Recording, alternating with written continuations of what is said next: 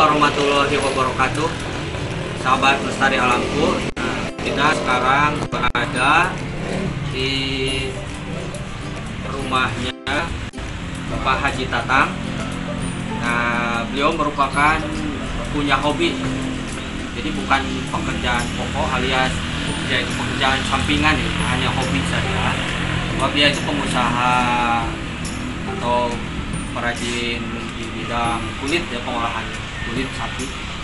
Nah, punya hobi yaitu memelihara tanaman bonsai. Nah, rumah ini berada di daerah Paseh Haji Tatang, ya. Ini Pak Haji Tatang, dan daerah Paseh di Kabupaten Kemang, ya, di kota Tasikmalaya. Dan pada kesempatan kita akan memperkenalkan macam-macam jenis atau nama bonsai. Jadi episode ini hanya bersifat pengenalan tanaman bonsai sebagai tahap awal dari konten kita. Akan terus diperbanyak nanti yang selanjutnya itu tentang pemeliharaan, tentang pruning, tentang teknik-teknik pemupukan dan lain sebagainya. Nah, ini Pak Haji Tatang, ini yang sedang diolah itu namanya apa? Oh, ini 1000 bintang. Bisa sebesar ini udah berapa tahun nih? Diperkirakan ada 10 Pak, palang ya? Ada 10 tahun. Wah, luar biasa. Ini 1000 bintang yang kecil, biasanya dipakai tanaman untuk di taman sebagai background gitu atau pagar. Ini sudah 8-10 tahun ini. Dibentuk bisa sampai seperti ini. Ini memerlukan keahlian, kesabaran, keuletan. Dan kelebihan 1000 bintang ini karena daunnya memang dia sudah cenderung kecil dan juga ada bunganya gitu. Ini sudah tipe kontes ini, ya? Ya. Sudah pernah kontes juga? Pernah. Oh, udah pernah kontes. Di mana Pak kontes? Di Sukaraja. Oh, di Sukaraja. Ya, Sukaraja itu masih termasuk Kabupaten Tasikmalaya, ya, gitu. Dan beliau juga aktif nih, suka mengikuti atau mengunjungi pameran-pameran atau kontes yang ada di Kota Baru Parahyangan. Nah, kemudian ini, wah, ini udah ya udah 100% atau 98%, ya, ini udah jadi, ya. Ya, ini masih bahan, ya. Oh, ini masih bahan. Ini jenisnya Cemara Papua atau apa? Ya, Chinensis. Cemara Chinensis, ya, Chinensis yang disebutnya ini teknik menggantung, ya, cascade atau air terjun. Nah, ini jadi ceritanya ini ibarat di sini tebing air terjun gitu, dan tanamannya cenderung karena mencari sinar matahari jadi menjuntai. Di sini misalnya background air terjun kalau di alam gitu.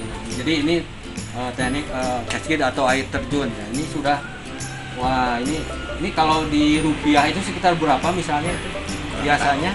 Bang tahu yang nah, biasa merendah, ya. Nah, ini bisa kita lihat yang lainnya, Pak. Nah, ini yang khas di sini apa, ya? Tunjukkan bawah. Ya.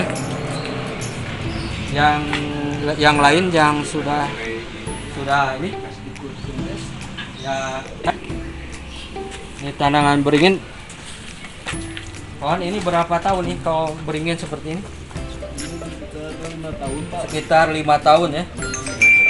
Nah, kemudian, ini juga ini tanaman apa ini? Ulmus. Oh, ini tanaman ulmus. Nah, ini juga sama menggantung atau air terjun. Ini luar biasa ini. Kemudian ini mustam. Ini mustam. Mustam. Oh. Kemudian yang ini apa nih? Ini pusu. Pusu. Pusu. Oh, ini berbuah tidak? Tidak, Pak. Oh, ini daunnya mirip kersen, ya. Berarti ini kelompok tanaman kersen sebenarnya. Oh, ini? Ini rombeng Pak, istilah Rombeng. Jawa Barat rombeng. Oh, bukan cangkring, bukan. Bukan Pak. Ini berduri juga ya, kayak Berduri. kayak dadap Ini cangkring. berbuah Pak. Oh, ini berbuah. Berbuah. Kayak Bi- jeruk kingkit aja. Bisa dimakan tidak? Bisa, cuma Oh. kayak jeruk kingkit aja gitu. Oh, kayak jeruk kingkit. Oh, Kecil-kecil. iya. Nah, kemudian kalau ini apa? Inu Pak. Inu. Info. Nah ini mungkin bisa menginspirasi. Nah, ini tanaman apa ini? Cendrawasih Pak. Cendrawasih. Nah, ini juga tanaman yang suka pakai background di taman ya ini. Ya. Ya ini jadi bisa juga ya, disatukan, kemudian dijadikan satu pohon. Yang akhirnya jadi seperti ini. Ini berapa tahun Pak bisa seperti ini? 5 tahun Pak. 5 tahun. Wah ini jadi pemirsa yang di rumah punya tanaman cendrawasih ini. Nah ini bisa dibuat yang nanti ke depan, konten ke depan itu kita bisa membahas tentang bagaimana untuk membuat batang. Kemudian yang ini, nah ini yang sangat langka ini.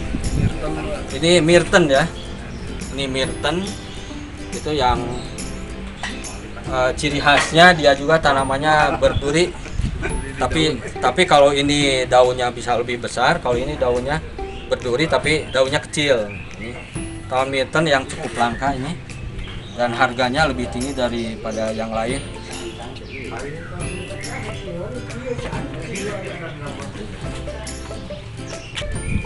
Tanaman ini bunut ya. Nah ini tanaman bunut ya, ini jadi pemirsa yang punya tanaman bunut itu bisa dijadikan bonsai. Selain untuk keindahan dan juga ini pucuk daunnya bisa dijadikan lalap dan juga obat gitu. Jadi secara logika ini karena keset gitu sepet ya, sehingga sangat efektif untuk mengobati diare ya Pak atau mencret gitu kan. Nah ini kemudian bisa dieksplor aja yang lainnya.